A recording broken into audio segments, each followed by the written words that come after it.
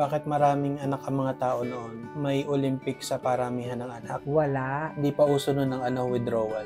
Hindi. Wala man nung nagbibigita na kaunti lang yung anak mo. Paano niyo ibinalita nung unang beses na nalaman yung buntis kayo? Hindi na yung kailangan sabihin. Paano nalaman na buntis kayo? Oo, hindi sinasapana.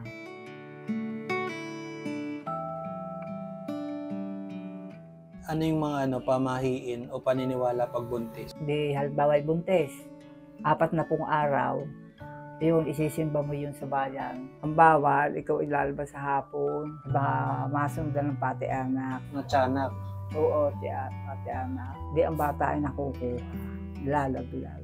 Anong pangontra doon? Ay di ho umalis ng bahay ni Bawang lagi. Paano kunwari yung buntis kayo tapos nungungulbit ang mamay?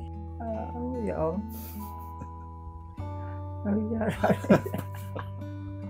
Paano nyo sinabing mga anak na kayo? Hindi nakasakit ang tiyan. Sumigaw din kayo ng mga anak na ako? Hindi, ba't iyaw? Paano panganak dati? Wala kang pinupuntahan doktor. Sa bahay na lang na anak. Ilan ang naging anak niyo? 8. Taon-taon kayo nanganak? Hindi, pagkaka2 taon. Huling namatay sa puso. 21 araw lang na nabuhay, namatay na. Paano nyo nababalansi ang pag-aalaga ng anak at pag-aasikaso ng gawaing bahay? Doon ka nga, napalaki ko yung aking iyaan. Ako'y nagtinda sa ilog, ako'y nagtinda sa bayan.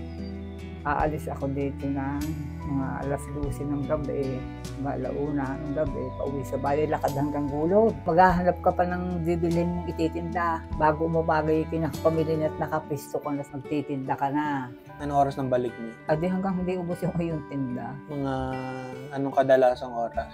Alas 5, alas 4. Ng umaga? Hapon.